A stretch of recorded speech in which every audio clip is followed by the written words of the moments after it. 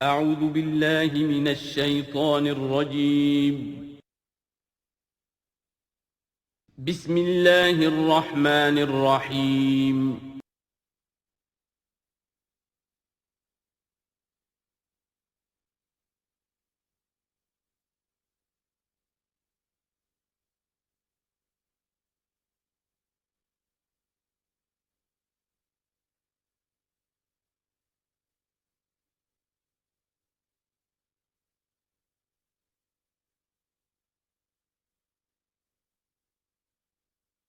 اعوذ باللہ من الشیطان الرجیم بسم اللہ الرحمن الرحیم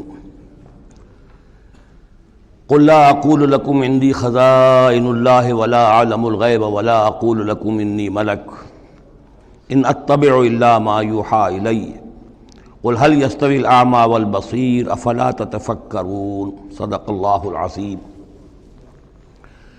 اے نبی ان سے کہہ دیجئے میں تم سے یہ نہیں کہتا کہ میرے اختیار میں ہیں اللہ کے خزانے، تم مجھ سے کہتے ہو یہ دکھاؤ یہ دکھاؤ یہ دکھاؤ، میں نے کب دعویٰ کیا ہے کہ میرا اختیار ہے؟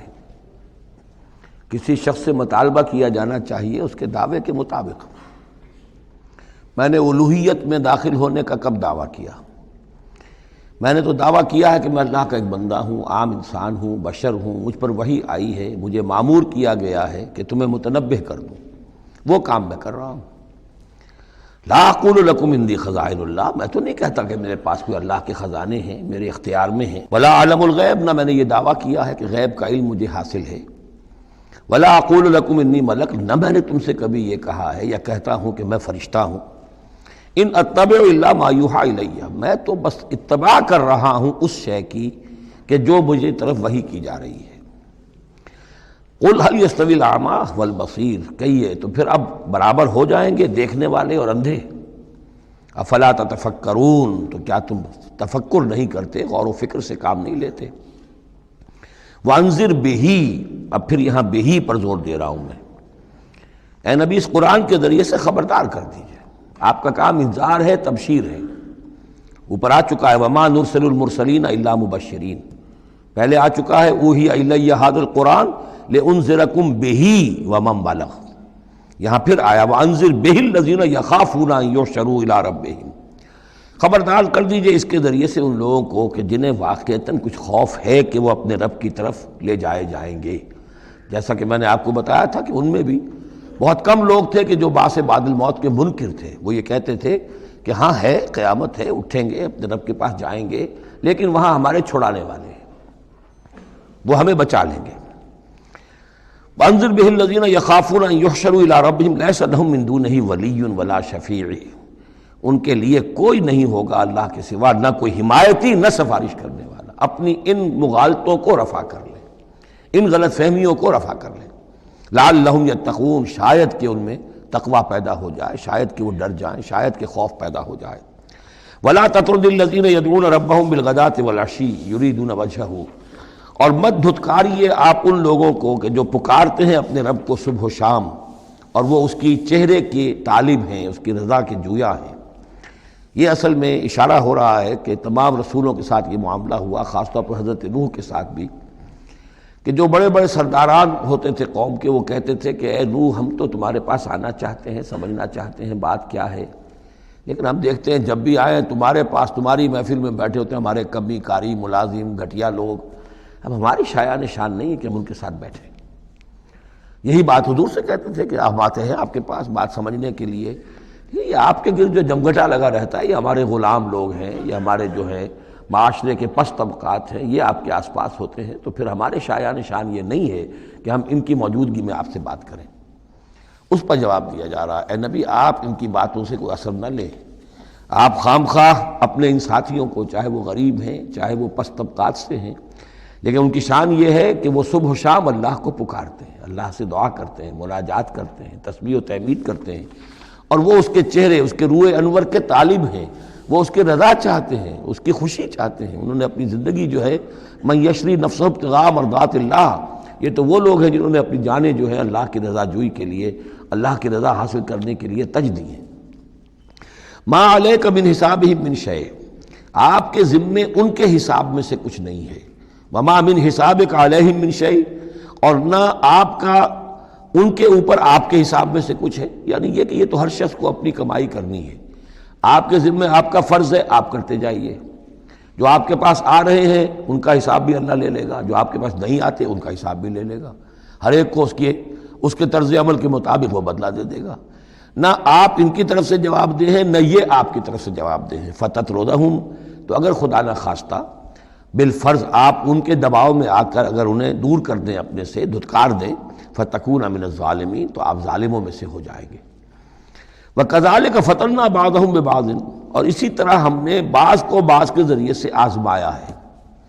حق کہہ رہا ہے ایک شخص لیکن ہے مفلس، اب وہ دولت مند جو ہے وہ مسکرائے گا، اس کو دیکھو یہ مجھے سمجھانے آیا ہے، اس کے کپڑے پھٹے ہوئے ہیں، جوتیاں پٹخارتا ہوا آ گیا مجھے سمجھانے کے لیے، اپنی حیثیت کو نہیں پہچانتا۔ حالانکہ دیکھنا یہ چاہیے کہ جو بات وہ کہہ رہا ہے صحیح ہے یا غلط۔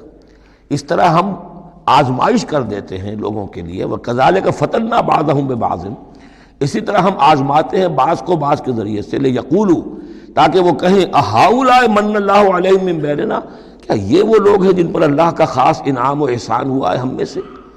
اللہ کا احسان ہم پر ہوا ہے، دولت مند ہم ہیں، سردار ہم ہیں، چودراٹیں ہماری ہیں، حویلیاں ہماری ہیں، یہ جو ہیں گرے پڑے طبقات کے لوگ، کیا یہ ہیں کہ جو اللہ کا احسان اور ان کے اوپر اللہ تعالیٰ کا بڑا فضل ہوا ہے؟ یہ کہا کرتے تھے مکے کے لوگ بھی کہ اگر قرآن اللہ نے بھیجنا ہی تھا، کتاب نازل کرنی تھی، نبوت دینی تھی، تو کوئی رجل من القریتین عظیم، یہ جو دو شہر ہیں مکہ اور طائف، بڑے بڑے چودھری ہیں، سرمایہ دار ہیں، بڑے لوگ ہیں، سردار ہیں، ان میں سے کسی کے پاس بھیجتا۔ مکے کا یتیم جس کے پاس کوئی دولت نہیں، بچپن مفلسی میں گزرا ہے، سخت مشقت کے اندر جو ہے جوانی کا دور گزرا ہے، جس کے پاس کچھ بھی نہیں، کوئی عہدہ نہیں، کوئی منصب نہیں، قریش کا کوئی عہدہ حضور کے پاس نہیں تھا، کوئی منصب نہیں تھا، کوئی آپ کے پاس سرمایہ نہیں تھا، آپ تو پیدا ہی ہوئے ہیں یتیم۔ تو اس اعتبار سے کیا یہی رہ گیا تھا اللہ کے لیے؟ معاذ اللہ ثم معاذ اللہ۔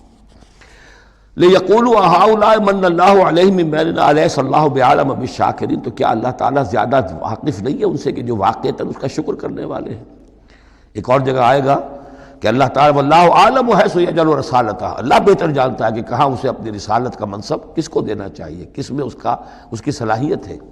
جیسے طالوت کے بارے میں لوگوں نے کہہ دیا تھا کہ اس کے لیے کیسے ہو سکتی ہے سرداری، جبکہ ہمارے پاس دولت ہے، اس کے پاس دولت نہیں، لم یؤت سعۃ من المال، تو کہا گیا تھا اسے جسم اور علم کے اندر اللہ نے بسطہ یعنی کشادگی عطا فرمائی ہے۔ وَإِذَا جَاءَكَ الَّذِينَ يُؤْمِنُونَ بِآيَاتِنَا، اور اے نبی اس کے برعکس یہ لوگ جو چاہتے ہیں کہ آپ دھتکار دیں ان کو، اس کے برعکس آپ کی روش کیا ہونی چاہیے ان غرباء اور فقراء کے لیے؟ وَإِذَا جَاءَكَ الَّذِينَ يُؤْمِنُونَ بِآيَاتِنَا، جب آپ کے پاس آئیں وہ لوگ جو ہماری آیات پر ایمان رکھتے ہیں، فَقُلْ سَلَامٌ عَلَيْكُمْ، تو آپ ان کو سلام کہا کیجئے اور ان کو خوشخبری دیا کیجئے، کتب ربکم علی نفسہ الرحمہ، تمہارے رب نے اپنے اوپر رحمت کو لازم کر لیا ہے، اور تمہارے لیے خاص رحمت کا مظہر کیا ہے؟ انہ من عمل منکم سوءا بجہالۃ، کہ تم میں سے کوئی بھی اگر کسی وقت کوئی برے کام کا ارتکاب کر بیٹھے، جذبات میں آ کر، ناواقفیت سے، جہالت میں، ثم تاب من بعدہ، پھر اگر وہ فوراً توبہ کر لے گا، وہ اصلح اور اصلاح کر لے گا، فانہ غفور الرحیم، تو اللہ تعالیٰ غفور الرحیم ہے۔ یہ تمہارے لیے مزید خوشخبری ہے، تہنیت اللہ کی طرف سے، قل سلام علیکم کتب ربکم علی نفسہ الرحمہ انہ من عمل منکم سوءا بجہالۃ ثم تاب من بعدہ واصلح فانہ غفور الرحیم۔ وکذالک نفصل الآیات، آگے محذوف ہے لفظ لیتفکروا بہا وَلِتَسْتَبِينَ سَبِيلُ الْمُجْرِمِينَ، اسی طرح ہم اپنی آیات کی تفصیل بیان کرتے ہیں تاکہ یہ لوگ ان پر غور کریں، تفکر کریں، اور جب غور کریں گے، تفکر کریں گے، تو مجرموں کا راستہ ان کے سامنے کھل کر آ جائے گا کہ جس راستے پر ہم جا رہے ہیں وہ واقعتاً مجرموں کا راستہ ہے۔ قُلْ إِنِّي نُهِيتُ أَنْ أَعْبُدَ الَّذِينَ تَدْعُونَ مِن دُونِ اللَّهِ، کہہ دیجئے مجھے تو روک دیا گیا ہے ان کو پوجنے سے کہ جن کو تم پکارتے ہو اللہ کے سوا، یہ لات عزا منات ان کو میں نہیں پکار سکتا، مجھے روک دیا گیا ہے، مجھے تو حکم دیا گیا ہے لا تدعوا مع اللہ احدا، اللہ کے ساتھ کسی اور کو مت پکارو۔ قل لا اتبع اہواءکم، اور کہہ دیجئے ڈنکے کی چوٹ میں تمہاری خواہشات کی پیروی نہیں کر سکتا، قد ضللت اذا، اگر ایسا کروں گا تو میں خود گمراہ ہو جاؤں گا، وما انا من المہتدین، اور پھر نہ رہوں گا میں ہدایت والوں میں۔ قل انی علی بینۃ من ربی، اب اس کو ذرا نوٹ کر دیجئے کہہ دیجئے کہ میں تو اپنے رب کی طرف سے ایک بڑی بینہ پر ہوں، میں جس راستے پر چل رہا ہوں روشن راستہ ہے، میں اس کا باطن بھی جانتا ہوں، اس کی حقیقت بھی مجھ پر منکشف ہے۔ اور یہ بینہ اصل میں کیا ہے، یہ جا کر آگے سورہ ہود میں یہ بات زیادہ کھلے گی کہ بینہ جو ہے وہ ایک عام انسان کے لیے دو چیزوں سے بنتی ہے، فطرت سلیمہ، جیسا کہ میں نے شروع میں عرض کیا تھا آپ سے، فطرت سلیمہ، عقل سلیم، اس سے انسان ایک حد تک آ گیا، پھر اللہ کی وحی جو آئی اس نے تصدیق کر دی، یہ بینہ بن گیا۔ اب اسی معنی میں پھر رسول اور پھر اللہ کی وحی مل کر بینہ بن جاتے ہیں، وہ لوگوں کے حق میں بینہ، اور خود اپنے حق میں بینہ کیا ہے، آپ کی اپنی فطرت سلیمہ، عقل سلیم، اور اس پر پھر وحی کی توثیق، وحی نے آ کر ان کو اجاگر کر دیا، ان حقائق کو جن تک آپ اپنی عقل سلیم اور فطرت سلیمہ کی رہنمائی میں پہنچ چکے تھے۔ قل انی علی بینۃ من ربی، کہہ دیجئے میں کوئی اندھیرے میں ٹامک ٹوئیاں نہیں مار رہا ہوں، تم جو مجھ سے مطالبے کر رہے ہو، مجھ پر دباؤ ڈال رہے ہو، میں تو اپنے رب کی طرف سے بینہ پر ہوں۔ وَكَذَّبْتُمْ بِهِ، تم نے اسے جھٹلا دیا ہے، مَا عِندِي مَا تَسْتَعْجِلُونَ بِهِ، میرے پاس وہ شے موجود نہیں ہے جس کی تم جلدی مچا رہے ہو۔ وہ جلدی مچاتے تھے، لے آئیے عذاب، بہت سن چکے ہم، کان پک گئے سن سن کر ہمارے، عذاب آئے گا، عذاب آئے گا، عذاب، کہاں ہے وہ عذاب، کہاں رکا ہوا ہے، 10 برس ہو گئے، میرے پاس نہیں ہے، میرے اختیار میں نہیں ہے۔ وہ عذاب بھی آئے گا، اللہ کے فیصلے سے آئے گا، جب وہ چاہے گا آئے گا۔ ما عندی ما تستعجلون بھی، جس چیز کی تم جلدی مچا رہے ہو وہ میرے اختیار میں نہیں ہے۔ ان الحکم الا للہ، فیصلے کا اختیار کلیتاً اللہ کے ہاتھ میں ہے۔ یقص الحق، وہ حق بات بیان کر دیتا ہے، وہ خیر الفاصلین، اور وہ سب سے اچھا فیصلہ کرنے والا ہے۔ قل لو ان عندی ما تستعجلون به، اب اس میں وہ تلخی جو ہے وہ ظاہر ہو رہی ہے کہ تم جو تنگ آ گئے ہو میری باتیں سن سن کر، میرے اندر بھی تمہاری جانب سے بیزاری پیدا ہو چکی ہے۔ قل لو ان عندی ما تستعجلون به، کہہ دیجئے اگر میرے ہاتھ میں ہوتا، میرے اختیار میں ہوتا، میرے پاس ہوتا جس کی تم جلدی مچا رہے ہو، لقضی الامر بینی و بینکم، تو میرے اور تمہارے مابین کبھی کا فیصلہ طے ہو چکا ہوتا، میں تمہیں ابھی مزید مہلت نہ دیتا۔ تم اگر تمہارے کان پک گئے تو میں بھی تنگ آ چکا ہوں، میرے بھی اب جو ہے صبر کا پیمانہ جو ہے وہ ایک حد کو پہنچ چکا ہے۔ لقضی الامر بینی و بینکم، میرے اور تمہارے مابین کبھی کا فیصلہ چکا دیا گیا ہوتا۔ واللہ عالم بالظالمین، اللہ خوب واقف ہے ظالموں سے۔ وَعِندَهُ مَفَاتِحُ الْغَیب، اسی کے پاس ہے خزانے غیب کے۔ یہ مفاتح جو یہاں جمع آیا ہے تو مفتاح کہتے ہیں کنجی کو، اس کی جمع بھی ہے، اور مفتاح کہتے ہیں اس کو جس سے کھولا گیا، یعنی خزانہ، یہاں پر مفتاح کی جمع ہے یہ مفاتح۔ وَعِندَهُ مَفَاتِحُ الْغَیب، اسی کے پاس غیب کے سارے خزانے ہیں، لا يعلمها الا هو، کوئی جانتا ہی نہیں ان کو سوائے اس کے۔ وَيَعْلَمُ مَا فِي الْبَرِّ وَالْبَحْرِ، اور وہ تو جانتا ہے جو کچھ خشکی میں ہے اور جو کچھ سمندر میں ہے۔ وَمَا تَسْقُطُ مِنْ وَرَقَةٍ إِلَّا يَعْلَمُهَا، اور نہیں گرتا کوئی ایک پتا بھی کسی درخت سے مگر اللہ کے علم میں ہوتا ہے۔ وَلَا حَبَّةٍ فِي ظُلُمَاتِ الْأَرْضِ وَلَا رَطْبٍ وَلَا يَابِسٍ، نہیں گرتا کوئی دانہ نہ زمین کی تاریکیوں میں، وہ دانہ گھستا ہے زمین کے اندر بیج کی شکل میں، ولا رطبن، نہ کوئی ہری چیز تر و تازہ، ولا یابس، نہ سوکھی چیز، الا فی کتاب مبین، ایک کتاب مبین میں سب کی سب موجود ہے۔ یہ کتاب مبین اللہ کا علم قدیم ہے، اللہ کا علم قدیم جس میں کہ ہر شے موجود ہے، ما کان و ما یکون، آن واحد کی طرح۔ وَهُوَ الَّذِي يَتَوَفَّاكُمْ بِاللَّيْلِ، اب یہ لفظ یہاں پر آ گیا ہے، وہ جو قادیانیوں کے ساری خباثت کا توڑ جو ہے، وہ جو میں نے وضاحت آپ کو بیان کی تھی کہ وفا یوفی یتوفا، اب یہاں آ گیا وَهُوَ الَّذِي يَتَوَفَّاكُمْ بِاللَّيْلِ، وہی ہے جو تمہیں وفات دیتا ہے رات کے وقت۔ کیا وفات دیتا ہے؟ کیا انسان مر جاتا؟ نہیں، جان تو رہتی ہے، شعور نہیں رہتا۔ میں نے کہا تھا 3 چیزیں ہیں، جسم ہے، جان ہے، جان میں شعور ہے۔ بڑا پیارا ایک شعر ہے فارسی کا، جان نہاں در جسم او در جان نہاں، جسم کے اندر تو پنہا ہے جان، جان میں وہ پنہا ہے۔ 3 چیزیں ہو گئیں۔ یہاں اس شعر میں وہ سے مراد کچھ اور ہے، اس وقت میں اس پر نہیں جاؤں گا، لیکن 3 چیزیں سمجھ لیجئے۔ جان نہاں در جسم، جسم کے اندر جان پنہا ہے، او در جان نہاں، وہ جان میں نہاں ہے، اے نہاں اندر نہاں اے جانے جاں۔ یہ پھر کسی اور جگہ پر پڑھیں گے اس شعر کو انشاءاللہ۔ اب سمجھ لیجئے، ایک جسم ہے، جسم میں جان ہے، جان میں شعور ہے، اصل شے تو شعور ہے، لہذا نیند میں صرف شعور لے گئے، موت ہوئی تو شعور بھی لے گئے، جان بھی لے گئے، اور عیسیٰ کو لے گئے، شعور بھی لے گئے، جان بھی لے گئے، جسم بھی لے گئے۔ تو توفع جو ہے کل کا کل پورے طور پر ہوا ہے حضرت عیسیٰ علیہ السلام کا۔ ہمارا توفع توفی جو ہوتا ہے وہ تو ادھورا ہوتا ہے، جسم یہیں رہ جاتا ہے، جان اور شعور چلا جاتے ہیں، اور نیند میں شعور چلا گیا۔ وَهُوَ الَّذِي يَتَوَفَّاكُم بِاللَّيْلِ وَيَعْلَمُ مَا جَرَحْتُم بِالنَّهَارِ، وہی ہے جو تمہیں وفات دے دیتا ہے، قبضے میں لے لیتا ہے، یتوفاکم رات کے وقت، اور وہ جانتا ہے جو کچھ کہ تم کرتے ہو دن کے وقت۔ ثم یبعثکم فیہ، پھر وہ دوبارہ اگلی صبح کو پھر تمہیں اٹھا دے گا، لیقضی اجل مسمی، تاکہ وہ تمہاری جو مہلت ہے وہ پوری ہو جائے۔ یعنی روزانہ ایک طرح سے ہم موت کی آغوش میں چلے جاتے ہیں۔ آدھی موت تو ہے، نیند کسے کہتے ہیں؟ آدھی موت ہے۔ یہی وجہ ہے کہ جو دعا ہے صبح کو اٹھنے کے وقت کی، جو مسنون دعا ہے، الحمدللہ الذی احیانی بعدما اماتنی والیہ النشور، کل شکر اور کل حمد اور کل تعریف اس اللہ کے لیے ہے جس نے مجھے دوبارہ زندہ کیا اس کے بعد کہ مجھ پر موت وارد کر دی تھی۔ نیند جو ہے وہ موت کی بہن ہے، اور اسی طرح اٹھنا ہے اللہ کی طرف۔ یہ بڑا ایک عجیب نکتہ ہے، اس کو ذہن میں اس کو اپریشیٹ کیجئے۔ جو شخص صبح آنکھ کھلتے ہی جس کی زبان پر یہ الفاظ آتے ہوں، الحمدللہ الذی احیانی بعدما اماتنی والیہ النشور، قیامت کے دن جب وہ اٹھے گا اس کی زبان پر یہی ترانہ خود بخود آ جائے گا، اس وقت ہوگا وہ 100% درست۔ الحمدللہ الذی احیانی بعدما اماتنی والیہ النشور، کیونکہ عادت پڑی ہے، ہمیشہ کہا ہے، جیسے ہی شعور آیا الحمدللہ الذی احیانی بعدما اماتنی والیہ النشور، تو یہ وہ ترانہ جو ہے جو کہ بعث بعد الموت کے وقت ہماری زبان پر ہوگا، اس کا ریہرسل ہے جو آپ روزانہ کریں گے اگر یہ عادت پختہ کر لیں۔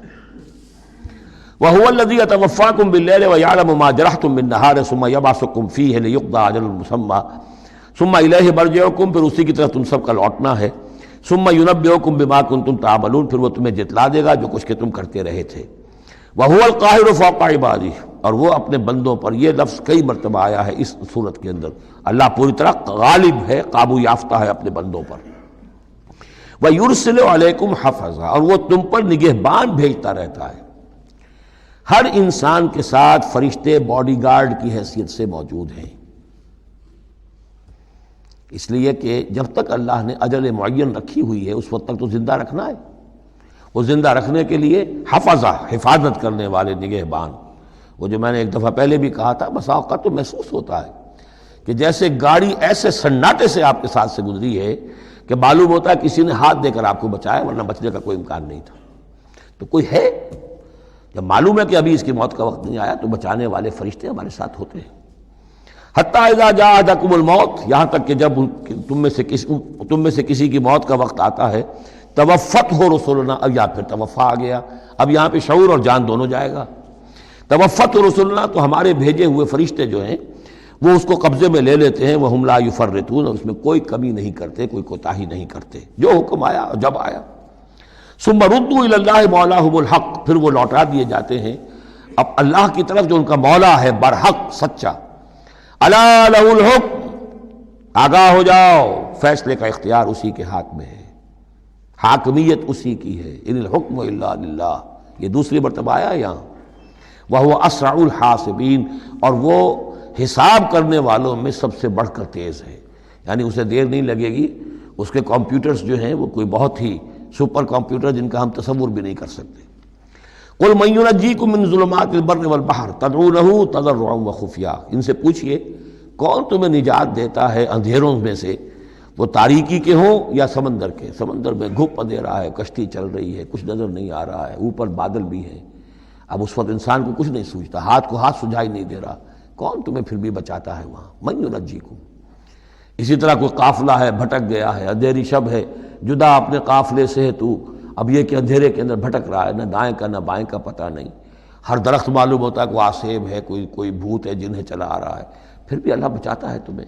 من ینجیکم من ظلمات البر والبحر تدعونہ تضرعا وخفیا، اس وقت تو تم پکارتے ہو اللہ کو بہت ہی گڑ گڑاتے ہوئے اور دل ہی دل میں خفیہ خفیہ، اے اللہ بچا دے، اے اللہ اس وقت کو راستہ بنا دے، کوئی دستگیری ہو جائے، کسی طرف سے روشنی ہو جائے۔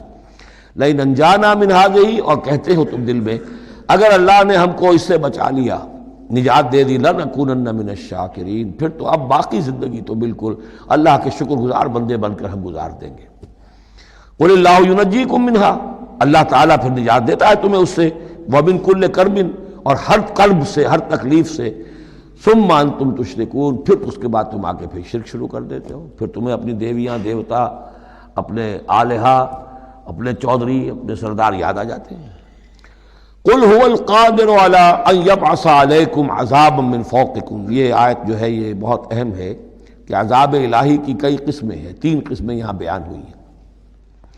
کہہ دیجئے وہ قادر ہے اس پر کہ تم پر بھیج دے کوئی عذاب من فوقکم، تمہارے اوپر سے، آسمان کا ٹکڑا گر جائے، کوئی میٹیورائٹ گر جائے، جو بعض خبریں آتی رہتی ہیں کوئی آ رہا ہے لیکن یہ کہ وہ پھر تحلیل ہو جاتا ہے کہیں، جو بھی اوزون لیئر ہے یا کچھ اور ہے، بچت ہے، لیکن یہ کہ اگر اللہ چاہے تو جہاں آسمان پر سے کوئی عذاب بھیج دے آپ کے اوپر، او من تحت ارجلکم، یا آپ کے قدموں کے نیچے سے، زمین پھٹ جائے، شق ہو جائے، زلزلہ آئے، زمین دھنس جائے، یہ بھی ہوتا ہے، خسف ہوں گے، قیامت سے پہلے بڑے بڑے 3 خسف ہونے ہیں جن کی خبر دی گئی ہے احادیث کے اندر، بڑے بڑے ٹکڑے زمین کے دھنس جائیں گے اندر۔ قل هو القادر على ان يبعث عليكم عذابا من فوقكم او من تحت ارجلكم، یہ 2 شکلیں ہو گئی، اوپر سے یا قدموں کے نیچے سے، او يلبسكم شيعا، یا تمہیں گروہوں میں تقسیم کر دے، ويذيق بعضكم باس بعض، اور ایک کی طاقت کا مزہ دوسرے کو چکھائے۔ اب لڑو آپس میں، پرانے اور نئے سندھی لڑو آپس میں، پنجابی اور اردو بولنے والے لڑو، اور بلوچ اور پختون لڑو، مارو ایک دوسرے کو۔ اللہ تعالیٰ کو نہ آسمان کو تکلیف دینے کی ضرورت کہ اس کا کوئی ٹکڑا گرائے، نہ زمین کو کوئی مشقت دینے کی کہ وہ پھٹے، کوئی ضرورت نہیں، آپس میں تقسیم ہو جاؤ گے، گروہ بندی ہو جائے گی، شیعہ سنی کو مارے اور سنی شیعہ کو مارے۔ یہ جو ہے یہ عذاب الہی کی بدترین شکل ہے جو آج مسلمانان پاکستان پر مسلط ہے۔ وہ کبھی ایک قوم ہوتے تھے، ہندو کا جب مقابلہ تھا ایک قوم تھے، اور اب وہ قوم جو ہے قومیتوں میں، عصبیتوں میں تحلیل ہو چکی۔ انظر کیف نصرف الآیات لعلہم یفقہون، دیکھو کیسے ہم اپنی آیات کی تصریف کرتے ہیں، تصریف کہتے ہیں آیات کو گھمانا، ایک ہی بات کو اسلوب بدل بدل کر، انداز بدل بدل کر، ترتیب بدل بدل کر لانا، ایک پھول کا مضمون ہو تو 100 رنگ سے باندھو۔ وَكَذَّبَ بِهِ قَوْمُكَ وَهُوَ الْحَقُّ، اور اے نبی آپ کی قوم نے اسے جھٹلا دیا، بہی مراد قرآن، یعنی میں نے عرض کیا کہ اس صورت کیا یہ عمود، حصی معجزہ کوئی نہیں دکھائیں گے، اصل معجزہ محمد کا یہ قرآن ہے صلی اللہ علیہ وسلم، اسی لیے بہی بہی بہی اس کی تکرار اس میں کثرت سے ملے گی۔ وَكَذَّبَ بِهِ قَوْمُكَ وَهُوَ الْحَقُّ، یہ قرآن الحق ہے لیکن اے نبی آپ کی قوم نے اس کو جھٹلا دیا ہے۔ قُلْ لَسْتُ عَلَيْكُمْ بِوَكِيلٍ، ان سے کہہ دیجئے میں اب تمہارا ذمہ دار نہیں ہوں، اب میں نہیں کہہ سکتا کہ کب اللہ کے عذاب کا بند جو ہے وہ کھل جائے اور تمہارے اوپر وہ عذاب ہلاکت جو ہے وہ آ جائے۔ لِكُلِّ نَبَوْ مُسْتَقَرٌ، كُلِّ نَبَإٍ مُسْتَقَرٌ، ہر خبر، ہر بڑی بات کے لیے وقت معین ہے، فَسَوْفَ تَعْلَمُونَ، میں نہیں کہہ سکتا، جیسے کہ سورہ انبیاء میں فرمایا وَإِنْ أَدْرِيَ قَرِيبٌ أَمْ بَعِيدٌ مَا تُوعَدُونَ، میں یہ نہیں جانتا کہ جس کی تمہیں دھمکی دی جا رہی ہے وہ قریب آ چکا یا دور ہے، ٹائم ٹیبل اللہ کے علم میں ہے، لیکن یہ میں جانتا ہوں کہ اگر تمہاری روش یہی رہی تو عذاب آ کر رہے گا۔ بسوف تعلمون، اور عنقریب تمہیں معلوم ہو جائے گا۔ وَإِذَا رَأَيْتَ الَّذِينَ يَخُوضُونَ فِي آيَاتِنَا، یہ وہ آیت آ گئی جس کا حوالہ سورہ نساء کی آیت نمبر 140 میں آیا تھا کہ تمہیں پہلے ہدایت دی گئی تھی کہ جب تم لوگوں کو دیکھو کہ وہ ہماری آیات کا استہزاء کر رہے ہیں، تمسخر کر رہے ہیں، تو ان کے پاس بیٹھو مت، اٹھ کر چلے جاؤ، کم سے کم یہ کہ ایک پروٹیسٹ میں واک آؤٹ تو وہاں سے ہو جائے۔ وَإِذَا رَأَيْتَ الَّذِينَ يَخُوضُونَ فِي آيَاتِنَا، اور جب تم دیکھو لوگوں کو کہ وہ ہماری آیات میں خوض، مین میخ نکال رہے ہیں۔ دیکھیے اردو میں ہم ایک لفظ بولتے ہیں غور و خوض، بڑا غور و خوض ہو رہا ہے، بہت غور و خوض کے بعد میں اس نتیجے پر پہنچا ہوں۔ یہ دونوں لفظ جو عربی زبان کے بہت قریب کے ہیں، غور کے معنی، غور اچھے معنی میں آتا ہے اور خوض برے معنی میں آتا ہے۔ صحیح چھان پھٹک کرنا اور غور کرنا، اس کے ما لہو ما علیہ، فار کیا ہے، اگینسٹ کیا ہے، یہ مثبت انداز میں یہ ہے غور۔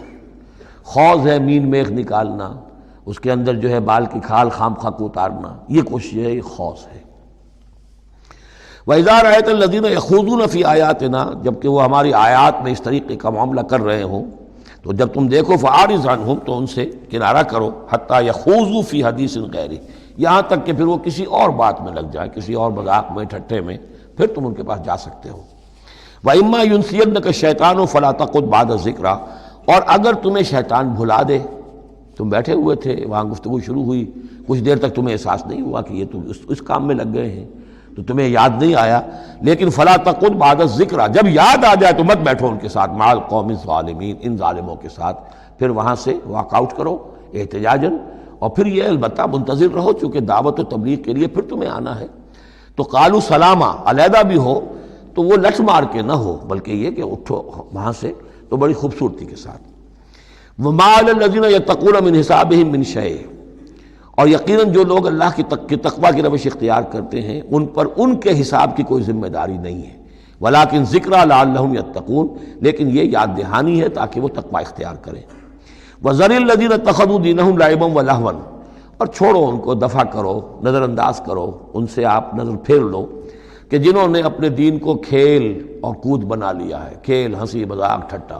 بہت سے لوگ اب بھی مل جائیں گے آپ کو دین کے معاملے میں کبھی سنجیدہ ہوتے ہی نہیں، دین کی بات اگر شروع ہوگی تو وہ اسے استہزاء میں، تمسخر میں، ٹٹ بٹس میں، انیکڈوٹس میں، یہ واقعات یوں ہو گیا تھا، یہ ایسا تھا، اس میں اس کو جو ہے وہ بالکل ختم کر دیں گے۔ وذر الذین اتخذوا دینہم لعبا ولہوا وغرتہم الحیاۃ الدنیا، اور ان کو تو اصل میں دھوکے میں مبتلا کر دیا ہے دنیا کی زندگی نے، ساری توجہات ادھر ہیں، بھاگ دوڑ اس کے لیے ہے، زیادہ سے زیادہ کمانا ہے، مال جمع کرنا ہے، حلال سے ہو حرام سے ہو، ساز و سامان کی فکر پڑی ہوئی ہے۔ وذکر بہ، اب پھر بہ کو نوٹ کیجئے، تذکیر کیجئے اس کے قرآن کے ذریعے سے تذکیر کیجئے، جیسے کہ سورہ قاف کی آخری آیت ہے فذکر بالقرآن من یخاف وعید، قرآن کے ذریعے سے تذکیر کیجئے اس شخص کو کہ جس کے اندر کچھ خوف ہے اللہ کے وعدے کا اور اللہ کی وعید کا۔ تو یہاں بھی آیا کہ آپ ان کو چھوڑیے، وذکر بہ ان تبصر نفس بما کسبت، اس قرآن کے ذریعے سے انہیں تذکیر کرائیے، یاد دہانی کرائیے کہ مبادا کوئی شخص گرفتار ہو جائے اپنے کرتوتوں کے عوض، وہ وقت نہ آ جائے کہ تم اپنی رنگ رلیوں اور کرتوتوں کے عوض رہن رکھے جاؤ، گرفتار ہو جاؤ۔ لیس لہا من دون اللہ ولی ولا شفیع، پھر اس کے لیے اللہ کے سوا کوئی نہیں ہوگا، یا اللہ کے مقابلے میں اللہ سے بچانے والا کوئی نہیں ہوگا، نہ کوئی ولی اور نہ شفیع۔ دیکھیں دوسری مرتبہ کیٹیگوریکل ڈینائل شفیع کی آیت الکرسی کے ضمن میں میں عرض کر چکا ہوں، بیشتر مقامات پر قرآن مجید میں کیٹیگوریکل ڈینائل ہے، کوئی شفاعت نہیں۔ البتہ ہے ایک شفاعت کا، ایک شفاعت حقہ کی ایک حیثیت ہے، اس کو سمجھنے کی ضرورت ہے، اس کی شرائط ہے، اس کی لیمٹس ہیں۔ اگر ان شرائط اور لیمٹ سے آزاد کر دیں گے تو پھر یہ ہے کہ وہ شفاعت کا جو تصور ہے ایمان بالآخرت کی نفی کر دے گا، پھر کوئی فائدہ ہی نہیں، ڈر کا آئے گا۔ جب چھڑوانے والے ہیں جو چاہو کرو، جو بھی کچھ ہیں، لیکن تیرے محبوب کی امت میں ہیں، شرابی ہیں، زانی ہیں، بدماش ہیں، چور ہیں، ڈاکو ہیں، حرام خور ہیں، غبن کرتے ہیں، جو بھی کچھ ہے، لیکن تیرے محبوب کی امت میں ہے، تو اگر تو اسی پر کوئی معاملہ طے ہونا ہے تو خام خواہ کاہے کو آدمی ہاتھ روکے، بابر بعیش کوش کے عالم دوبارہ نیست، پھر تو جو عیش کر سکتے ہو کرو، جہاں آج پڑتا ہے کیوں روکتے ہو؟ تو سیدھی سیدھی بات ہے۔ لیس لہا من دون اللہ ولی ولا شفیع وان تعدل کل عدل، یہ وہی عدل آ گیا، اور اگر فدیہ دینا چاہیں کل کا کل فدیہ، لا یؤخذ منہا، نہیں قبول کیا جائے گا۔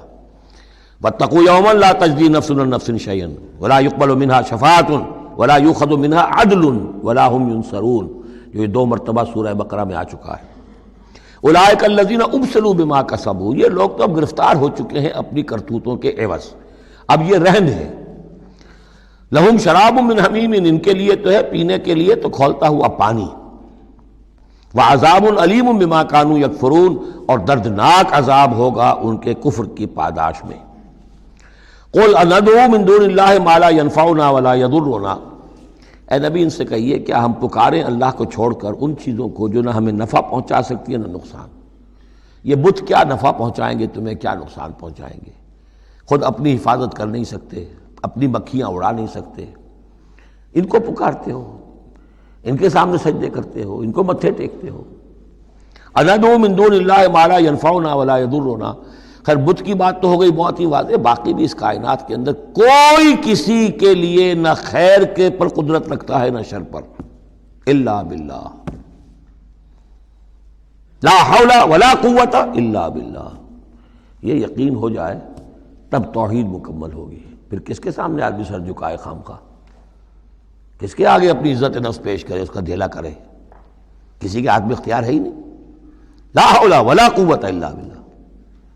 حدیث میں آیا ہے، حضرت عبداللہ ابن عباس کو مخاطب کر کے کہا ہے کہ اے نوجوان، اس بات کو اچھی طرح جان لے، اگر تمام دنیا کے انسان مل کر چاہیں، اولکم و آخرکم و انسکم و جنکم، کہ تمہیں کوئی فائدہ پہنچا دیں، نہیں پہنچا سکتے جب تک کہ اللہ نہ چاہے. اور تمام انسان چاہے تمہیں کوئی نقصان پہنچا دیں، نہیں پہنچا سکتے جب تک اللہ نہ چاہے. تو پھر یک درگیر و محکم گیر پکارو اللہ کو. کسی اور کو پکارنے کا، کسی اور سے سوال کرنے کا، کسی اور سے ڈرنے کا، کسی اور سے التجائیں کرنے کا، کسی اور کا استغاثہ کرنے کا، دہائی دینے کا کیا فائدہ ہے؟ قُلْ أَنَدْعُو مِن دُونِ اللَّهِ مَا لَا يَنفَعُنَا وَلَا يَضُرُّنَا وَنُرَدُّ عَلَىٰ أَعْقَابِنَا، اور ہم جو ہے اپنی ایڑیوں کے بل لوٹا دیے جائیں بعد اذ ہدانا اللہ، جبکہ ہمیں تو اللہ نے ہدایت دے دی ہے.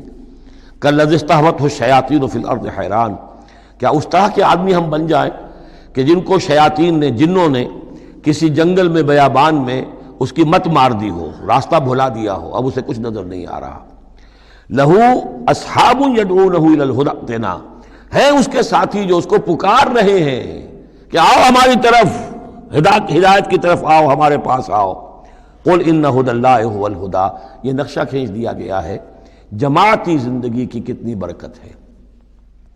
آپ اکیلے ہو، کہیں بھٹک گئے ہو، تو پھر یہ کہ آپ کے لیے سیدھے راستے پر آنا بہت مشکل ہو جائے گا. جماعتی زندگی ہے، ساتھی ہیں، جس کو کہا ہے سورہ توبہ میں کونوا مع الصادقین، معیت اختیار کرو، رہو ساتھ سچوں کے.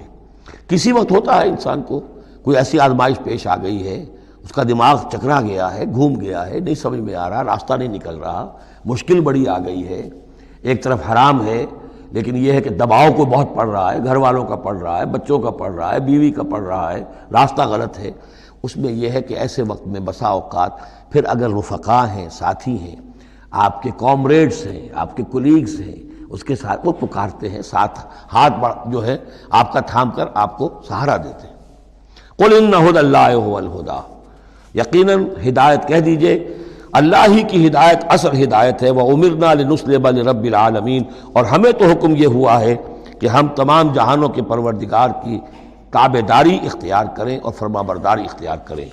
وَنَقِيمُ الصَّلَاةَ وَاتَّقُوهُ، اور یہ کہ نماز قائم کرو اور اس کا اللہ کا تقوی اختیار کرو. وَهُوَ الَّذِي إِلَيْهِ تُحْشَرُونَ، اور وہی ہے جس کی طرف کہ تمہیں جمع کر دیا جائے گا. وَهُوَ الَّذِي خَلَقَ السَّمَاوَاتِ وَالْأَرْضَ بِالْحَقِّ، اور وہی ہے جس نے آسمان اور زمین بنائے ہیں حق کے ساتھ. یہاں حق کے کیا معنی ہے؟ ود اے پرپس، یہ بیکار نہیں ہے. ربنا ما خلقت ھذا باطلا، اے رب ہمارے تو نے یہ سب باطل نہیں بنایا، بیکار نہیں بنایا، بے مقصد نہیں بنایا. سورہ آل عمران کی آخری رکوع کی جو وہ دعا ہے، بلکہ باطل کے مقابلے میں کیا؟ حق. وَهُوَ الَّذِي خَلَقَ السَّمَاوَاتِ وَالْأَرْضَ بِالْحَقِّ وَيَوْمَ يَقُولُ كُن فَيَكُونُ، اور جس دن وہ کہے گا ہو جا، وہ ہو جائے گا. کیا ہو جائے گا؟ جب وہ چاہے گا اس کائنات کو لپیٹ بھی دے گا. اسی نے بنایا ہے حق کے ساتھ، اور اس کو اسی کے حکم سے لپٹ جائے گی. آگے چل کر آئے گا یوم نطوی السماء کطی السجل للکتب، جس دن کہ ہم تمام خلاؤں کو اور فضاؤں کو اور آسمانوں کو، ان سب کو ایسے لپیٹ دیں گے جیسے کہ تم کتابوں کا تومار لپیٹ لیتے ہو. والسماوات مطویات بیمینہ، تمام یہ خلا اور سما یہ سب اللہ کے داہنے ہاتھ میں لپٹے ہوئے ہوں گے. قولہ الحق، اس کا فرمانا ہی حق ہے. اس کا کیا معنی ہے؟ صرف اس کا کہہ دینا کن، بس، اس سے کسی اور شے کی ضرورت نہیں ہے. کوئی ذریعہ، کوئی میٹر، کوئی انرجی، کچھ نہیں. قولہ الحق، اس کا فرمانا ہی برحق ہے، اس کا کہہ دینا ہی برحق. کن فیکون، یوم یقول کن فیکون قولہ الحق. وَلَهُ الْمُلْكُ یوم يُنفخ فِي الصُّورِ، اور اسی کے لیے ہوگی بادشاہی اس دن جس دن کے سور میں پھونکا جائے گا.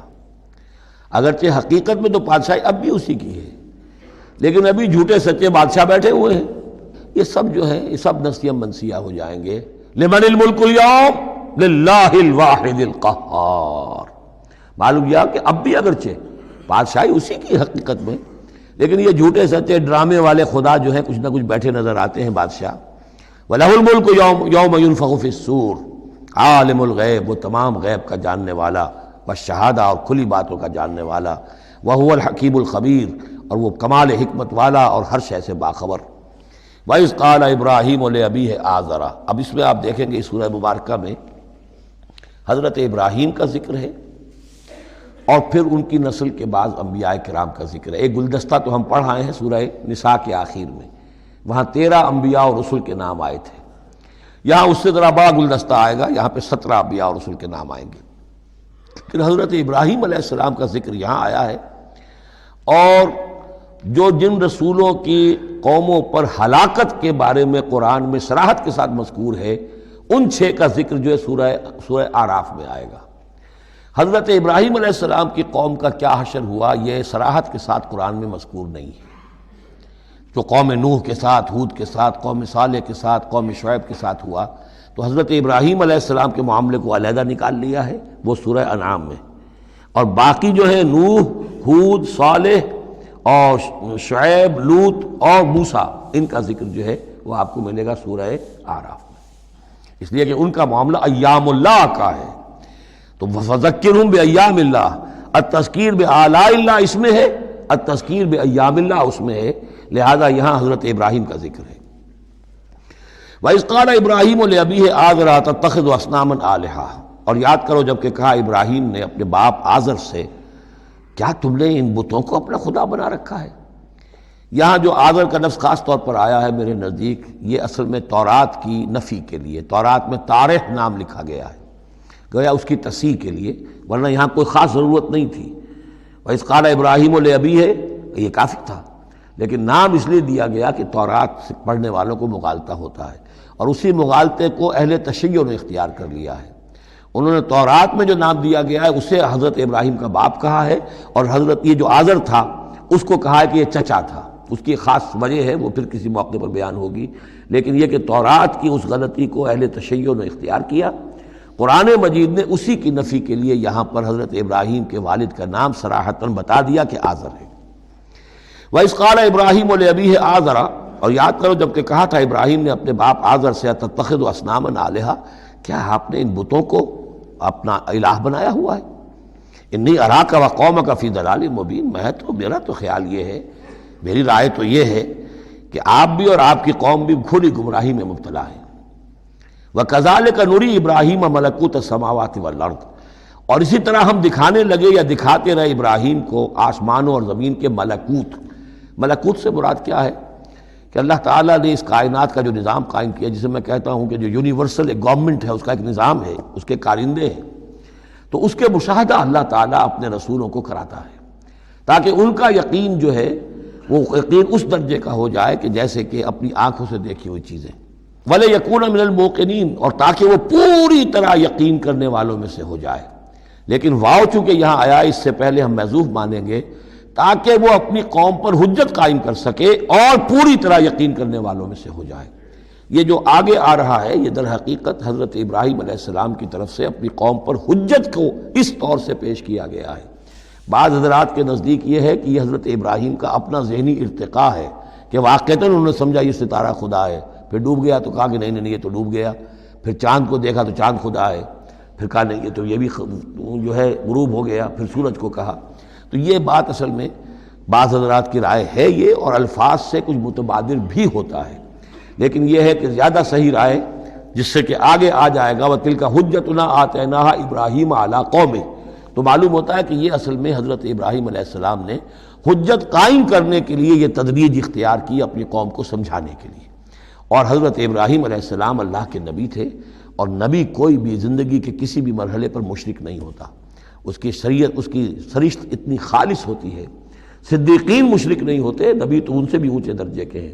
حضرت ابو بکر نے کبھی شرک نہیں کیا، حضرت عثمان نے کبھی شرک نہیں کیا، جو صدیقین ہیں صحابہ میں سے۔ وَكَذَلِكَ نُرِي إِبْرَاهِيمَ مَلَكُوتَ السَّمَاوَاتِ وَالْأَرْضِ وَلِيَكُونَ مِنَ الْمُوقِنِينَ فَلَمَّا جَنَّ عَلَيْهِ اللَّيْلُ، جب ان پر رات جو ہے اس نے تاریکی کر دی، رأى كوكبا، انہوں نے دیکھا ایک چمکدار ستارے کو، قال هذا ربی، انہوں نے کہا یہ میرا رب ہے۔ یہ گویا کہ کہنے کیا، ہاں یہ میرا رب ہے، اب یہ سوالیہ انداز بھی ہو سکتا ہے، ود سائن آف ایکسکلیمیشن ہو سکتا ہے کہ لوگوں کو کہنے کے لیے کہ یہ رب ہے، یہ انٹروگیشن کا بھی ہو سکتا ہے. ھذا ربی فلما افل قال لا احب الافلین، جب وہ ڈوب گیا تو کہا بھائی یہ ڈوب جانے والی شے تو پھر میں تو پسند نہیں کر سکتا کہ میں اس کو اپنا خدا مان لوں.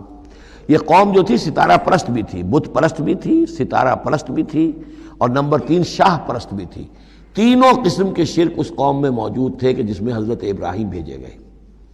یہ بیبیلونیا یا عراق، آج کا عراق، سابق بیبیلونیا، اس کا ایک شہر اس شہر کے بھی اب کھنڈرات نکل آئے ہیں، کھدائیاں ہو چکی ہیں. شہر میں پیدا ہوئے ہیں، پھر وہاں سے ہجرت کر کے فلسطین گئے ہیں، اور پھر حضرت اسماعیل کو آباد کیا ہے حجاز میں، اور اپنے بیٹے حضرت اسحاق کو آباد کیا ہے فلسطین میں. تو یہ ان کے ذہن میں رکھیے. اور اس وقت عراق میں یہ شرک جو ہے گھٹا ٹوپ اندھیرے تھے کہ ان کے ہاں بت پرستی بھی تھی، ستارہ پرستی بھی تھی، اور تیسرے یہ کہ بادشاہ بھی نمرود جو تھا وہ یہ کہتا تھا کہ میں خدا ہوں. اس کا مکالمہ جو ہے جو اس نے کیا تھا محاجہ حضرت ابراہیم سے، وہ سورہ بقرہ میں ہم پڑھ چکے ہیں. انا احیی و امید، میں بھی یہ اختیار رکھتا ہوں، جس کو چاہوں زندہ رکھوں، جس کو چاہوں مار دوں. فلما رأى القمر بازغا، جب انہوں نے دیکھا چاند چمکتا ہوا، قال ھذا ربی، کہا ہاں یہ معلوم ہوتا ہے کہ یہ ہے رب. فلما افل قال لئن لم يهدني ربی، جب وہ بھی ڈوب گیا، غائب ہو گیا، تو انہوں نے کہا کہ اگر میرے رب نے مجھے ہدایت نہ دی تو پھر میں تو قوم ضالین میں سے ہو جاؤں گا. گویا کہ ابھی یہ الفاظ ہیں کہ جن سے اشارہ ہوتا ہے کہ شاید ابھی ان کا اپنا ذہنی اور فکری ارتقاء ہو رہا ہے. میں نے کہا تھا کہ الفاظ سے متبادر ہوتا ہے، لیکن یہ کہ ان دونوں چیزوں کو، دونوں سائڈز کو ناپ تول کر جو رائے بنتی ہے وہ دوسری ہے. فلما رأى الشمس بازغة، جب دیکھا سورج بہت چمکدار، قال ھذا ربی ھذا اکبر، تو فرمایا ہاں یہ ہے رب، یہ سب سے بڑا ہے. فلما افلت، جب وہ بھی ڈوب گیا، قال یا قوم انی بریء مما تشرکون، انہوں نے کہا اے میری قوم کے لوگوں میں تو بری ہوں، اعلان برات کرتا ہوں ان سب سے جنہیں تم شریک ٹھہرا رہے ہو. انی وجہت وجہی للذی فطر السماوات والارض حنیفا، میں نے تو اپنا رخ کر لیا ہے، اپنا چہرہ جو ہے ادھر کر لیا ہے اس ہستی کی طرف جس نے آسمانوں اور زمین کو بنایا، یکسو ہو کر. وما انا من المشرکین، اور میں مشرکوں میں سے نہیں ہوں. وحاجہ قومہ، اب اس پر محاجہ کیا ان سے ان کی قوم نے، وہ حجت بازی شروع کر دی. یہ تم نے کیا کہہ دیا؟ سارے دیویوں کی نفی کر دی، سارے ستاروں کی نفی کر دی، ہر چیز کی نفی کر دی. اب تم پر مار پڑے گی فلاں دیوی کی اور فلاں ستارے کی نحوست جو ہے اس کا تم نے انکار کیا، اب تیار ہو جاؤ، اب تمہارے اوپر شامت آئے گی. قال تحاجونی فی اللہ وقد ہدان، انہوں نے فرمایا مجھ سے محاجہ کر رہے، حجت بازو کر رہے اللہ کے بارے میں، جبکہ اس نے تو مجھے ہدایت دے دی ہے. مجھے تو اللہ نے ہدایت دی ہے. ولا اخاف ما تشرکون بہ، اور مجھے کوئی خوف نہیں ان ہستیوں کا جنہیں تم شریک ٹھہرا رہے ہو، مجھے کوئی خوف نہیں. الا ان یشاء ربی شیئا، ہاں اللہ کو چاہے میرے ساتھ کہ کوئی تکلیف مجھے آ جائے، کوئی آزمائش آ جائے تو ٹھیک ہے، میرا رب ہے، لیکن مجھے کوئی کسی کا ڈر نہیں، نہ تمہارے کسی دیوی کا، نہ دیوتا کا، نہ کسی ستارے کی نحوست کا، اور نہ کسی اور کا. لا اخاف ما تشرکون بہ، تم جس کا مجھے ڈراوا دے رہے ہو مجھے ان میں سے کسی کا کوئی خوف نہیں. الا ان یشاء ربی شیئا، الا یہ کہ میرا رب میرے لیے کچھ چاہے، جو چاہے. وسع ربی کل شیء علما، یقیناً میرا رب جو ہے وہ تو ہر شے کے علم کے اعتبار سے احاطہ کیے ہوئے ہے. افلا تتذکرون، تو کیا تم عقل سے کام نہیں لیتے، تم نہیں سوچتے، نصیحت اخذ نہیں کرتے. وکیف اخاف ما اشرکتم، میں کیسے ڈروں ان سے جنہیں تم نے شریک ٹھہرا رکھا ہے. ولا تخافون انکم اشرکتم باللہ، جبکہ تم نہیں ڈرتے کہ تم نے اللہ کے ساتھ شریک ٹھہرا دیے. ما لم ينزل به علیکم سلطانا، اور ان ہستیوں کو شریک ٹھہرا دیا ہے جن کے لیے کہ اللہ نے کوئی سلطان، کوئی سند نہیں اتاری. ہاں اللہ نے اپنی کتابوں میں کوئی سند اتاری ہوتی، عقل انسانی میں اس کی کوئی بنیاد ہوتی تو کوئی بات بھی ہوتی. نہ عقل میں، نہ فطرت میں، نہ کسی آسمانی کتاب میں کسی معبود کے لیے کوئی گنجائش نہیں ہے ہی نہیں. وَكَيْفَ أَخَافُ مَا أَشْرَكْتُمْ وَلَا تَخَافُونَ أَنَّكُمْ أَشْرَكْتُمْ بِاللَّهِ مَا لَمْ يُنَزِّلْ بِهِ عَلَيْكُمْ سُلْطَانًا فَأَيُّ الْفَرِيقَيْنِ أَحَقُّ بِالْأَمْنِ إِن كُنتُمْ تَعْلَمُونَ. تو اگر تم علم رکھتے ہو تو بتاؤ دونوں فریقین میں سے، یعنی ایک موحد ہے، ایک اللہ واحد پر ایمان رکھتا ہے، ساری قوت اس کے ہاتھ میں، سارا اقتدار اس کا ہے، ہر شے اس کے قبضہ قدرت میں. ایک وہ ہیں کہ جو اس کو ماننے کے ساتھ ساتھ کچھ اور چھوٹے دیوی دیوتا سینکڑوں جو ہیں وہ ان کو بھی مانتے ہیں۔ امن اور چین اور سکون کس کو میسر آئے گا؟ قلبی چین، روحانی اطمینان اور سکون۔ ای الفریقین احق بالامن، ان دونوں میں سے موحدین اور مشرکین میں سے امن، سکون، اطمینان، چین اور راحت کا کون زیادہ حقدار ہے؟ بتاؤ اگر تم جانتے ہو۔ اور اس کا جواب خود دیا، الذین آمنوا ولم یلبسوا ایمانہم بظلم، یقیناً وہ لوگ جو ایمان لائیں اور اپنے ایمان پر کسی طرح کے شرک کی آلودگی نہ ہونے دیں۔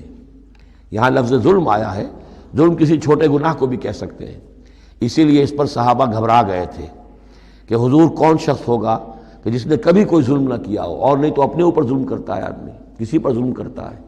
تو اس کا تو مطلب ہے کوئی شخص بھی یہ جو مقام ہے جو یہاں بیان کیا جا رہا ہے اس کا جو سزاوار اور اس کا حقدار نہیں ہو سکتا۔ آپ نے فرمایا نہیں، یہاں ظلم سے مراد شرک ہے۔ پھر آپ نے سورہ لقمان کی آیت پڑھی، اس میں فرمایا کہ ان الشرک لظلم عظیم، وَإِذْ قَالَ لُقْمَانُ لِابْنِهِ يَا بُنَيَّ لَا تُشْرِكْ بِاللَّهِ إِنَّ الشِّرْكَ لَظُلْمٌ عَظِيمٌ۔ یہاں پر ظلم سے مراد شرک ہے، یعنی ایمان ایسا ہو کہ جو شرک کی ہر آلودگی سے پاک ہو۔ میں یہاں پھر تذکرہ کیے دیتا ہوں، شروع میں بھی عرض کیا تھا، شرک کسے کہتے ہیں، شرک کی قسمیں کون کون سی ہیں، کون کون سے بھیس بدل کر یہ شرک آتا ہے۔ باہر رنگے کے خواہی جامہ می پوش، من اندازے قدت را می شناسم، تم چاہے کسی بھی رنگ کا لباس پہن کے آ جاؤ، میں تمہیں تمہارے قد سے پہچان لوں گا۔ تو قد سے پہچاننا جو ہے شرک کا آسان نہیں ہے، بھیس بدلتا ہے یہ، اس کے لیے ضروری ہے۔ اور آج کے دور میں شرک کس کس شکل میں موجود ہے اس کا سمجھنا بہت اہم ہے۔ اس موضوع پر میرے 6 گھنٹے کے کیسٹس موجود ہیں۔ الذین آمنوا ولم یلبسوا ایمانہم بظلم، یقیناً وہ لوگ جو ایمان لائے اور جنہوں نے اپنے ایمان میں کسی بھی نوع کے شرک کی آمیزش نہ ہونے دی، اولئک لہم الامن وہم مہتدون، ان کے لیے ہے امن اور وہی ہوں گے راہیاب۔ یہ امن اور ایمان اور اسلام اور سلامتی کا جو آپس میں تعلق ہے لفظی اعتبار سے، وہ اس دعا میں بہت نمایاں ہو جاتا ہے کہ جو حضور ہر نیا جو چاند دیکھتے تھے ہر مہینے کا تو دعا مانگتے تھے، اللہم اہلہ علینا بالامن والایمان والسلامت والاسلام، اے اللہ یہ مہینہ جو شروع ہو رہا ہے اس نئے چاند کے ساتھ، ہلال کے ساتھ، اسے ہم پر طلوع فرما امن اور ایمان کے ساتھ اور سلامتی اور اسلام کے ساتھ۔ تو یہ بڑا گہرا ربط ہے ان الفاظ کے اندر۔ میرا چھوٹا سا کتابچہ ہے قرآن اور امن عالم، آج سے شاید کوئی میں سمجھتا ہوں کہ 30-32 سال پہلے کی تقریر تھی میری، لیکن وہ ان موضوعات پر میں سمجھتا ہوں کہ بہت مختصر لیکن بہت مفید ہے۔ فرمایا وَتِلْكَ حُجَّتُنَا آتَيْنَاهَا إِبْرَاهِيمَ عَلَىٰ قَوْمِهِ، اس کا میں حوالہ دے رہا تھا۔ یہ پوری سرگوشت بیان کر کے اب فرمایا یہ ہماری وہ حجت تھی جو ہم نے ابراہیم کو عطا کی اس کے قوم کے خلاف۔ یہ سارا محاجہ حضرت ابراہیم اپنی قوم سے کر رہے تھے۔ بظاہر اس کو توریہ کہتے ہیں، ایک ہوتا ہے جھوٹ بولنا، ایک ہوتا ہے توریہ۔ توریہ یہ ہے کہ آپ کہیں کوئی بات ایسی کہ جو جھوٹ تو نہیں ہے لیکن جس سے سننے والا مغالطے میں مبتلا ہو جائے۔ مثلا حضرت شیخ الہند رحمۃ اللہ علیہ کا واقعہ ہے، جس زمانے میں ان کے وارنٹ نکلے ہوئے تھے اور وہ حرمین شریفین میں تھے، مکہ مکرمہ میں تھے، وارنٹ نکلا ہوا ہے اور شریف حسین والی مکہ جو ہے اس کے سپاہی ڈھونڈتے پھر رہے ہیں کہ کہاں ہے وہ مولوی ہندوستانی جو ہے جو باغی ہے انگریزوں کا، اس کو پکڑا جائے۔ اب یہ ایک جگہ پر یہ کہیں کھڑے ہوئے تھے تو ایک شرطے نے آ کر جو وہاں کا سپاہی تھا پوچھا ان کے بارے میں محمود الحسن کو جانتے ہو؟ کہ یہاں جانتا ہوں۔ وہ کہاں ہے؟ محمود الحسن کہاں ہے؟ تھوڑا سا 2 قدم پیچھے ہٹ کے کہا ابھی یہیں تھے۔ جھوٹ تو نہیں بولا نا، 2 قدم پیچھے ہٹ کر کہا ابھی یہیں تھے، بالکل سچ بولا۔ اس نے سمجھا ابھی یہیں تھے، دوڑا ادھر دوڑ گیا، اپنے نکل گئے۔ اس کا نام ہے توریہ۔ یہ جھوٹ بھی نہیں ہے لیکن یہ کہ سننے والے کو مغالطہ بھی ہو گیا۔ اصل میں حضرت ابراہیم علیہ السلام کے کلام میں یہ توریہ کا انداز جو ہے وہ بہت ہے، تاکہ لوگوں کو، جیسے جب بتوں کو سب کو توڑ دیا تو کہا کہ اس نے توڑا ہوگا، یہ جو بڑا ہے، جو صحیح سالم کھڑا ہوا بڑا بت، اور تیشہ بھی جو ہے جس سے توڑا تھا سب کو وہ اس کی گردن میں لگا دیا کہ یہ جو ہے جو آلہ ہے، آلہ واردات بھی اسی کے پاس سے برآمد ہو رہا ہے اور یہ سالم ہے، باقی سب ٹوٹ گئے ہیں، تو قرائن کی شہادت بھی ہے کہ یہی ہے، پکڑو اس کو۔ تو یہ ہوتا ہے ان کو سمجھانے کے لیے کہ وہ سوچیں، دروں بینی پر آمادہ ہو جائیں۔ تو یہ ہے میرے نزدیک ان آیات کا محل یہ ہے۔ وَتِلْكَ حُجَّتُنَا آتَيْنَاهَا إِبْرَاهِيمَ عَلَىٰ قَوْمِهِ، اور یہ ہماری وہ دلیل تھی جو ہم نے عطا فرمائی ابراہیم کو اس کی قوم کے خلاف۔ نرفع درجات من نشاء، ہم بلند کرتے ہیں درجے جن کے چاہتے ہیں۔ اب ظاہر بات ہے یہاں کہنے کا مقصد یہ ہم نے ابراہیم کے درجے بہت بلند کیے۔ ان ربک حکیم علیم، یقیناً تیرا رب حکیم اور علیم ہے۔ وَوَهَبْنَا لَهُ اسحاق وَيَعْقُوبَ، اب وہ گلدستہ شروع ہو رہا ہے، اور ہم نے اسے عطا فرمایا اسحاق جیسا بیٹا، یعقوب جیسا پوتا، کلن ہدینا، سب کو ہم نے ہدایت دی، وَنُوحًا ہدینا من قبل، اور نوح کو ہم نے ہدایت دی تھی ان سے بھی پہلے، ومن ذریتہ، اور ان کی اولاد میں سے، حضرت ابراہیم کی اولاد میں سے، داود و سلیمان و ایوب و یوسف و موسیٰ و ہارون، کیسے کیسے عظیم نبی ہم نے اٹھائے، داود جیسا بادشاہ، سلیمان جیسا بادشاہ، ایوب اور یوسف اور موسیٰ اور ہارون، وَكَذَلِكَ نَجْزِي الْمُحْسِنِينَ، اسی طرح ہم بدلہ دیتے ہیں محسنین کو۔ یہ لوگ ظاہر بات ہے کہ ایمان کی اس بلند ترین منزل پر فائز تھے جس کو ہم پڑھا ہے سورہ مائدہ میں کہ ثُمَّ اتَّقَوْا وَأَحْسَنُوا وَاللَّهُ يُحِبُّ الْمُحْسِنِينَ، وَزَكَرِيَّا وَيَحْيَا وَعِیسیٰ وَإِلیاس، مزید برآں زکریا جیسے نبی، یحییٰ جیسے نبی، عیسیٰ علیہ السلام، وإلیاس کل من الصالحین، یہ سب کے سب نیک بختوں میں سے تھے، وإسماعیل وَالْیسع وَیونس وَلوطا، اور اسماعیل اور الیسع اور یونس اور لوط، وَكُلًّا فَضَّلْنَا عَلَى الْعَالَمِينَ، سب کو ہم نے تمام جہان والوں پر فضیلت دی، وَمِنْ آبائِهِمْ، اور ان کے آباء و اجداد میں سے بھی، وذریاتہم، اور ان کی نسلوں میں سے بھی، واخوانہم، اور ان کے بھائیوں میں سے بھی، واجتبیناہم، ہم نے ان کو چن لیا، پسند کر لیا، سلیکٹ کر لیا، وہدیناہم الی صراط مستقیم، اور ہم نے ان کو ہدایت دی سیدھے راستے کی طرف۔ ذالک ھدی اللہ یہدی بہ من یشاء من عبادہ، یہ اللہ کی وہ ہدایت ہے جس کی وہ ہدایت بخشتا ہے جس کو چاہتا ہے اپنے بندوں میں سے۔ وَلَوْ أَشْرَكُوا، اور اگر بالفرض وہ بھی شرک کرتے، لَحَبِطَ عَنْهُمْ مَا كَانُوا يَعْمَلُونَ، ان کے بھی سارے اعمال حبط ہو جاتے۔ شرک اتنی بری شے ہے، اتنے اونچے اونچے مراتب، اتنے اعلیٰ اعلیٰ مقامات، اللہ کی محبوب شخصیتیں، اولو العزم پیغمبر اور یہ عظیم انبیاء، لیکن بالفرض یہ سمجھانے کے لیے، ظاہر بات ہے کوئی امکان نہیں تھا کہ وہ شرک کرتے، لیکن ہمیں سمجھانے کے لیے شرک وہ شے ہے، ان اللہ لا یغفر یشرک بہ ویغفر ما دون ذلک لمن یشاء ولو اشرکوا لحبط عنہم ما کانوا یعملون، اگر وہ شرک کرتے تو ان کے بھی تمام اعمال حبط ہو جاتے۔ اولئک الذین آتیناہم الکتاب والحکم والنبوۃ، یہ وہ لوگ ہیں جن کو ہم نے کتاب دی، اپنی حکمت اور شریعت سے نوازا، نبوت سے سرفراز فرمایا۔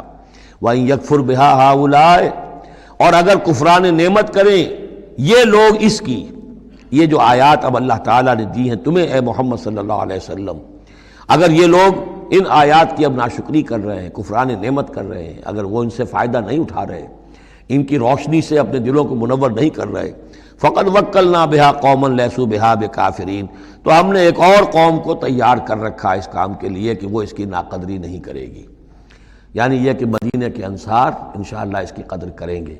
مکے کے یہ لوگ جو ہیں اگر ناقدری کر رہے ہیں محمد صلی اللہ علیہ وسلم، اور تمہاری باتیں جو ہیں اب تک 10-11 برس ہونے کو آ گئے ہیں، اس کے نتائج جو ہیں بڑے ہی کم سے کم یہ کہ مایوس کن نہیں تو دل شکن ضرور ہے۔